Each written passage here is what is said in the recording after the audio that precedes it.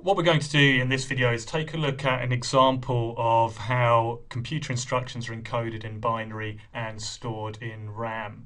And so this is the sort of operation which is going on, a billion times per second. So we've got a CPU, central processing unit, and on that is contained things called registers, and these are tiny areas of memory that will store a byte or maybe just a few bytes of data. If it's a 64-bit processor, that will store 64 bits in one of these registers. So here we've got 4 registers and I've labelled them A, B, C and D. This is almost as, it looks complicated, it's not really, but it's almost as difficult as what happens in real life. I've just simplified it a tiny bit just so that we can work with fewer instructions and a smaller processor size for the registers. So we've got this CPU which contains the registers, and then we've got an area of RAM as well. And inside our RAM, this is actually what is going to be inside the RAM. So these locations here are not stored in RAM as such. Normally we refer to locations by hex because it's easier for humans to read, but I've also left the binary here as well so that we can see what the locations of memory are in binary. And here's the values which are stored in RAM. Where I've put the X's, that just means there's nothing useful in this space at the moment. Obviously a RAM can't store X, it can only store a 0 or a 1. So when it's turned on, those values will either be zeros, ones, or they could be anything. But until a program is put in to work or some data is put in, there's nothing useful there. So to show the stuff which isn't useful, I've just used X's. And then we're going to have the language itself. And so I've made a very, very simple language here. And I have the ability to move something from a memory address to a register. So I can take something from a memory address like here, and I can move that into a register. Or I can move from register to memory, so I can go from location here in a register, and I can move that back into an address in memory. Or I can increment a register, I can add 1 to it, or I can decrement a register, I can take away from it. So very, very simple language here, only 4 things that I can do. And I've given 5 bits over to storing the instructions. Obviously I would be able to have a vastly bigger instruction set than that, so I've given 5 bits to it. And then these areas here, these registers here on the CPU, each of those has its own number as well. So 000 would be the A register here, and I've given 3 bits over to my registers. And this is almost identical to how your actual registers and processor works, just slight differences that I've made up this language. It's very, very similar as an assembly language to the real thing. Now, what we have here is we will start at memory location 0000000. So in hex, the memory location 00. So this is where our program is going to start at the beginning in here. And so the first thing we do is we look at this and we say we're going to get an instruction first. So these first 5 bits, so 1, 2, 3, 4, 5, will be my instruction. And so my instruction is to move something from the memory to a register. And the question is, which register am I going to be using? So I'm going to use this register here, which is 000, and so that is register A. So I will be moving something into this register here. And I want to know what, because it says I need a memory address, and so in 01 in hex, here I get my memory address, and that's 4 zeros, 1, and then 3 zeros. So 4 zeros, 1, and then 3 zeros is this memory address here, which is 08.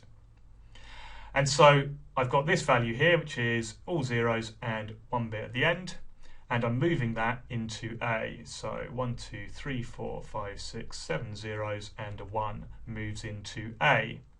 So I've now done these 2 instructions here. And so then I move to the next instruction. And so that is 00010. And so 10 means increment the register. And again, I've got register 000 here. So I'm going to increment this. So I've got 1 and I add 1 to it. So let's just erase out the 1. and so that's going to be 1 0 at the end because I've added 1 to it. So 1 0, and I've now done this instruction here.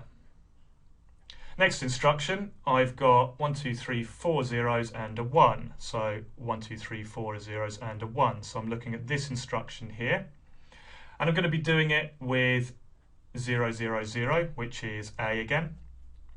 So I'm going to be using this register here, and this instruction says that I'm going to be moving from this register to a memory location. And so what's the memory location? I look here, and it's 4 zeros 1 0 0 1. So 4 zeros 1 0 0 1, which is this memory location. And so I'm moving from register A into 0 9 in hex, that memory location there. So whatever's here gets wiped out, and instead I store 1 2 3 4 5 6 and 1 0, and so that now gets put inside this memory location. And then I've got another instruction here, and so the first 3 4 5 are all zeros, so I need to do this instruction here, and I'm going to be doing that with register 0 0 1, which is register B, and I'm going to be doing it with the memory location, which is 1 0 0 1, so that's this memory location again here. So I'm taking this value here from that value there, and I'm moving it into register B. And so into register B goes 0 0 0 0 0 0 1 0. And so here what we can see is that we've got an assembly language, and so this is the sort of thing which, if you're doing low-level programming, you would be typing in these sorts of commands. That gets translated when it's assembled into some binary which represents each of these instructions.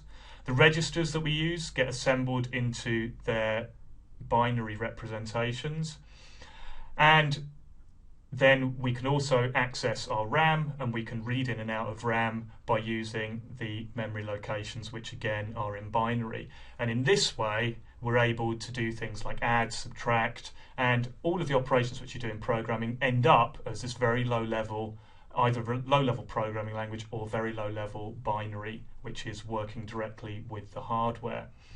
What we also notice here, which is an important point, is that I have all of my instructions in one place, which is across here, and I also have all of my data occurring down here. And so where the data is, that is what we call the data segment. So the operating system will determine that that's the data segment, and where the purple is, that's where the code goes, so that is known as the code segment, and that has all my instructions in it.